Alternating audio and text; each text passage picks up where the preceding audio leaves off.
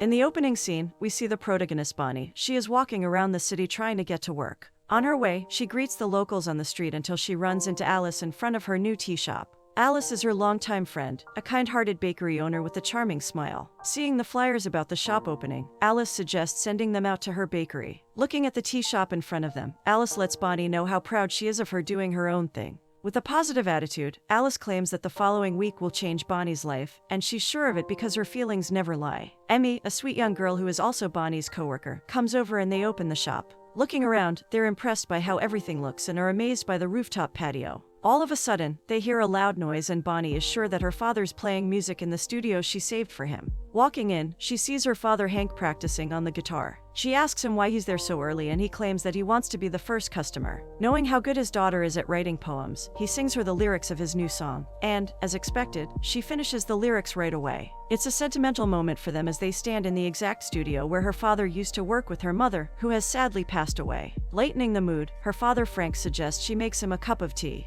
The first following week is crucial for the tea shop's success, so Bonnie and Emmy prepare the shop nicely before letting the crowd in. Wanting to make the shop unique and modern, Emmy gets a small portion of her big collection of record players to play at the cafe. Bacon Donuts is a record player she pulls out and she's noticeably excited. It brings them back to their college days when all of them used to crush on the lead singer. Emmy wonders why the band split up, so Alice assumes that all of them went to college and got a job because they had to feed themselves somehow. They start talking about how sour it can be not pursuing your dreams when Bonnie gets her notepad out and writes a couple of stanzas. And suddenly knew you were sweet to my sour is the finishing line to her song. Fascinated by how Bonnie can hear certain words and be inspired to write a lyric, Emmy compliments her ability. Handing her a new notepad with a bow on it, she says that it's small enough to fit into her apron pocket but big enough for her poems. Looking at the record player once again, they gush over the lead singer and wonder where he is. It cuts to the singer whose name is Ryder. He is driving when he gets a call from his manager. Ryder has been allowed to release his album. However, the producer liked only 2 songs, so he has to write a whole new album. He is finding it hard with the lyrics as he isn't inspired by anything.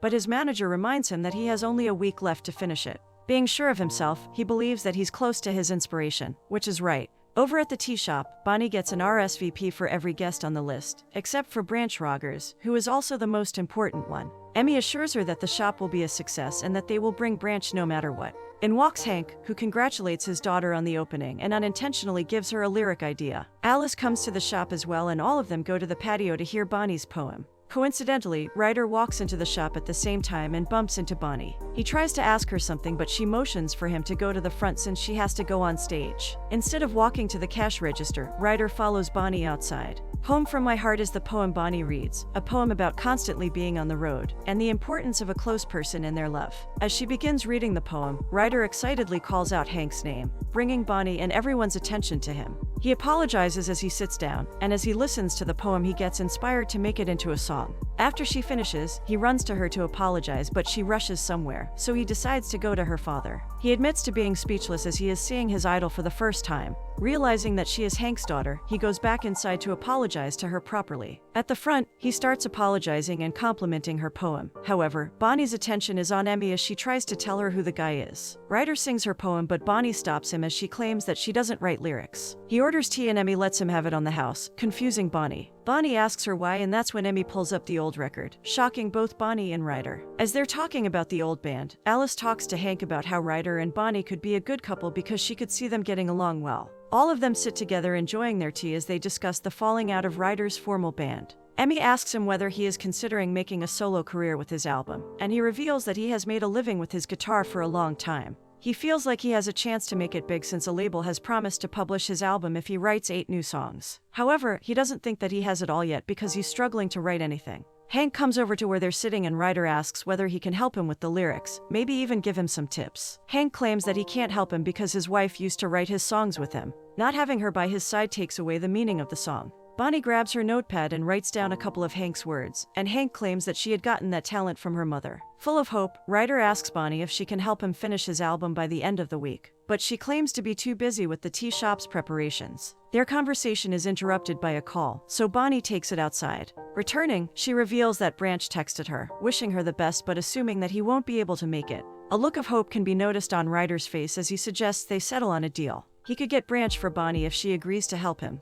without a problem. And so they settle on Bonnie teaching him how to write lyrics, and Ryder getting Branch to the tasting party. In the studio, Bonnie sings some of her poems, reminding herself how good she is. However, there is a sad look on her face and we, later on, get to find out why. The morning comes and we can see Hank and Ryder sitting when Bonnie comes. Hank suggests they work in the tea shop, but Bonnie claims that it could be too distracting for her. Ryder's eyes widen as Hank says that they can use his studio for inspiration, even as a studio as well. Before doing so, Hank suggests Ryder plays whatever he has written. Pulling out a couple of sticky notes, Ryder reads an intro about being sick of the busy city life and the monotonous life. With ease, Bonnie comes up with a couple of sentences and finishes the verse. Impressed, Ryder compliments her ability to flip the lyric and make a contrast with it. He wants to learn how to do the same thing, so he asks her how she does it. He doesn't get much of an answer as she admits that she doesn't know how. It just comes to her naturally. Bonnie tries to leave, but Hank asks her to give Ryder more time and even suggests they take a stroll on the lake for more inspiration. Looking at the lake, Ryder tells the story about his grandparents' farm and how he would spend his days playing in the lake. Bonnie promises to think about the way she's thinking when writing down ideas next time, so she can explain them to him better. They stand looking at the sky when Ryder notices Bonnie looking at the old house that's for sale.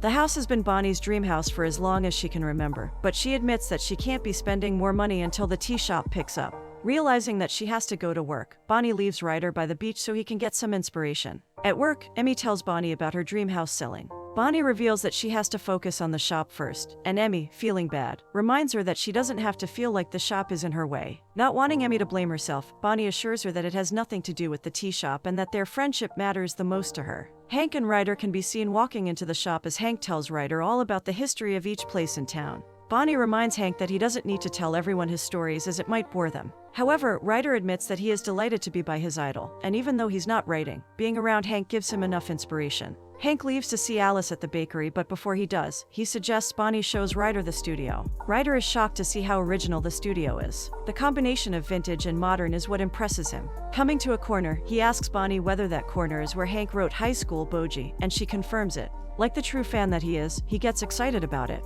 Feeling inspired at the moment, he asks Bonnie if he can work in Hank's studio and she lets him. After some time, Ryder's beautiful voice echoes in the tea shop as he sings one of Hank's songs. He is surprised to see Emmy and Bonnie standing in front of him once he finishes the song and opens his eyes. They compliment his singing and he reveals that he needed a break and he couldn't have thought of a better idea than to sing a Hank song. Wanting to distract himself for a while, he asks Bonnie if he can borrow her apron so he can make something in the kitchen. As he's in the kitchen, Emmy takes the time to find out whether Bonnie thinks of him in any romantic way, but unfortunately, she doesn't. He comes to their table with delicious-looking tea cakes and reveals that they're his grandmother's recipe. The next morning, we can see Ryder begging Branch to call him or give him some kind of approval that he will be coming as he wants to make it possible for Bonnie and her family. Bonnie comes behind him, bringing him a cup of tea. Sitting down, she asks him how his writing is going and he reveals that he's not doing well. He is trying to write about high school dances but seems to be getting nowhere with it. Instead of showing his work, he asks Bonnie to read something from her notebook and she reveals that she's writing about high school dances as well. Opening the notebook, Ryder reads the only sentence there: "I've never been to a high school dance." That is one of the biggest problems Bonnie faced while on the road. Not being in town, she missed all of the important events in her life and that's why she grew out of it. She admits that it wasn't normal, but her parents did try to make wherever they were feel like home. Ryder admits to knowing what it's like to constantly feel on the road and unintentionally inspires Bonnie to write the next lyric. Taking a peek at her notebook, he reads Bonnie's words about her wish to have a normal life and how everything's a dream. Feeling creative, he helps her finish the line and feels very proud of himself. Reading the finished poem, he can't help but express how amazed he is and how amazing he thinks she is. He asks her whether she's aware while she's writing such deep poems, and she claims that she doesn't think of anything but that other work needs to be done. As they're preparing their tasting products for their family to try, Emmy and Bonnie talk about her dream house. Bonnie admits to not looking at the house, but she also doesn't want her father to get involved since everything is so easy when his name is mentioned. Looking at the finished tables, the two best friends pat themselves on the back for doing such an incredible job. They are sure that people will love it and that it will be successful. Alice, Hank, and Ryder come to the table and they all sit down to feast. We can see Emmy and Ryder in the kitchen after dinner when Ryder joins them. He compliments the food and asks if there's something he can do to help.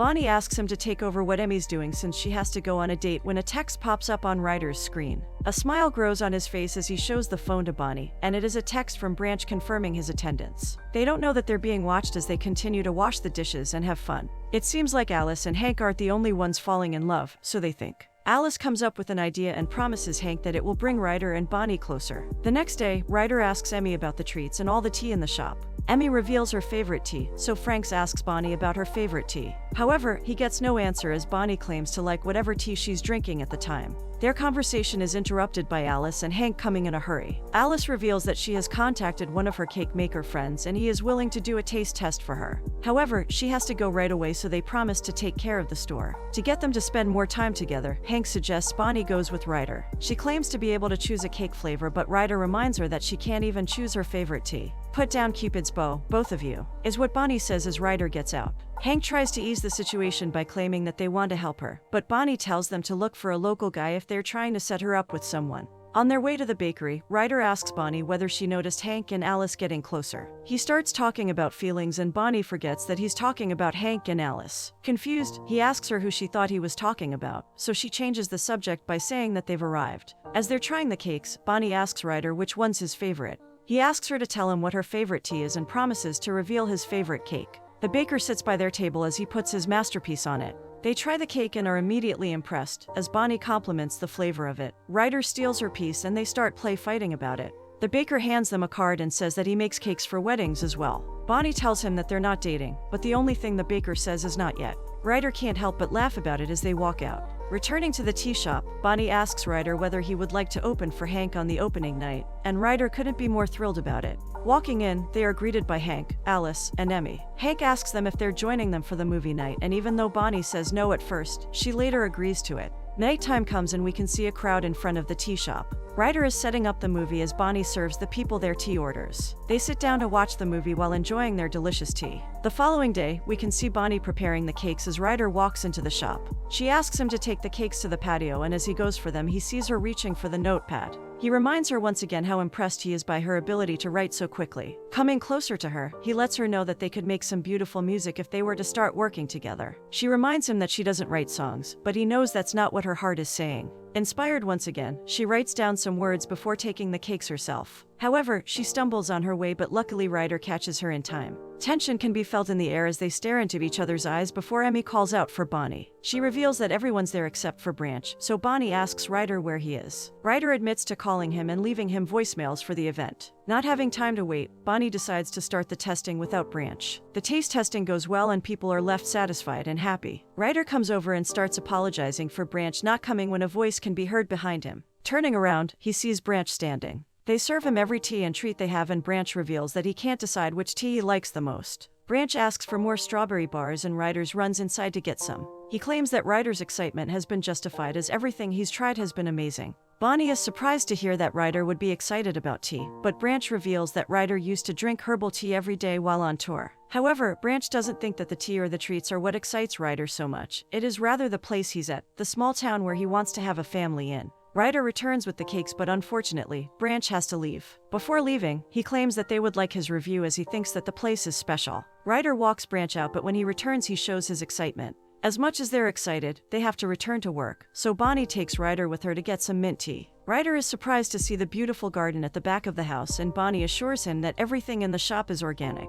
Grabbing the pliers, Ryder asks what to do, so she helps him plant rosemary together. Getting to the mint, she starts taking it out when Ryder asks whether that's her favorite tea. To make her point clear, she asks him what his favorite song is. Her point is clear once he asks her to specify her question. Sitting next to her, he finally admits to understanding that each song is special in its way, just like every tea is. Ryder can't help but wonder why she's not a songwriter as he thinks that she's brilliant. Bonnie thanks him for the compliments but claims to not want to do songwriting anymore. Ryder doesn't understand how she doesn't want to publish her work, but Bonnie reminds him that it's personal. Tea is where she shares her specialties and talent, and she wants to keep it like that. Looking at her dirty hands, Bonnie tries to touch Ryder, but he runs away from her. She chases him down to the lake and they go in with their jeans rolled. They start splashing each other and having fun like little kids when Bonnie suggests they write a song. Sitting on the porch, Bonnie asks Ryder to tell her more about his process. Ryder thinks that he's not good at all, but Bonnie lets him know that he's only stopping himself by giving up. Before even knowing if there's anything there, she asks him to trust the process as she shows him how one of her songs started, which was only by a drawing.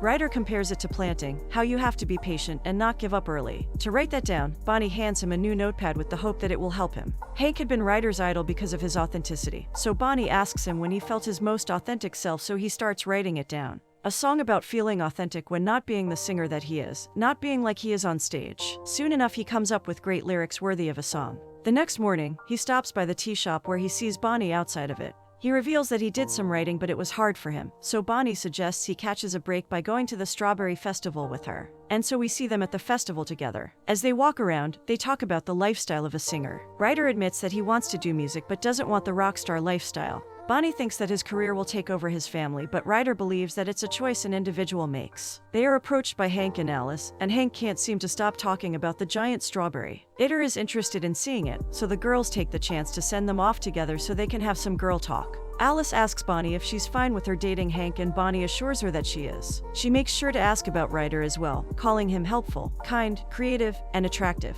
Bonnie reminds her that he'll be leaving once he finishes his album, but Alice is sure that he'll stay. Hank asks Ryder the same thing, what he thinks about Bonnie. He calls her great, and Hank notices that he's not true to his feelings. He advises him to start journaling since it can get him to understand what you're feeling. After having a heartfelt conversation, Hank shows him the giant strawberry and they take some pictures with it. Walking back home with Bonnie, Ryder admits to loving the festival, especially the giant strawberry. Asking him about his writing, Ryder admits to not doing so well. Bonnie thinks that he hasn't found his truth yet, and since they're talking about the truth, he lets her know that he has used her lyrics for a song, and he wants to play it for her. Furious at first, she doesn't want to listen to it, but after hearing the kind words, she agrees. Sitting by the fire on the beach, Ryder plays the soft melody he has paired with her lyrics as tears form in Bonnie's eyes. Realizing what kind of masterpiece they've created, Bonnie reveals the truth to Ryder. The reason she didn't want to share her songs with him was that her song got stolen by her ex-fiancé. Not writing songs has become her defense mechanism.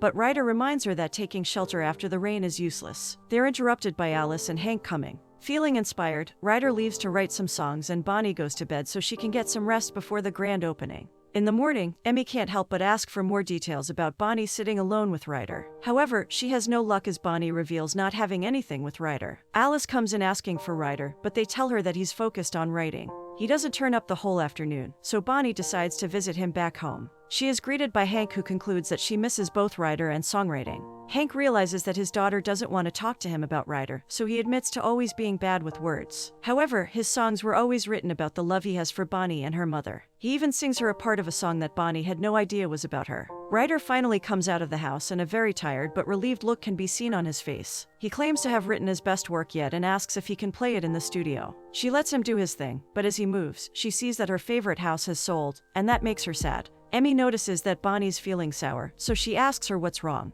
Despite her favorite house selling, Bonnie believes that something good will happen and Emmy agrees. That is about to change as Bonnie gets a voicemail from Ryder's agent, asking when she'll start working on the song, revealing that Ryder has sent him her song. Going to the studio, she lets Ryder know that she knows everything. He tries to explain himself, but she doesn't let him as she asks him to leave. Returning to work, she starts decorating for the grand opening when Hank comes by. Luckily, her father changes her mind as he assures her that Ryder's move has been with good intentions. Once Ryder had found out that the producer wanted to use Bonnie, she runs off to find him. She looks for him everywhere, at the house, the beach, the shore, but she doesn't find him anywhere. Nighttime falls when she returns to the tea shop, unfortunately, without finding Ryder. Bonnie thanks Emmy for finishing everything as she reveals that Ryder had left. However, Emmy believes that he will come since he has to perform. As Bonnie's talking to Hank about Ryder not showing up, Ryder comes behind her. Bonnie starts apologizing and Ryder assures her that he didn't lie to her about anything. Admitting to doing something crazy, he pulls out a paper and reveals that he had bought Bonnie's dream house. Bonnie is speechless, so he takes the time to thank her for inspiring him to make the best music so far. Getting closer to her, he admits to falling in love with her and she says the same.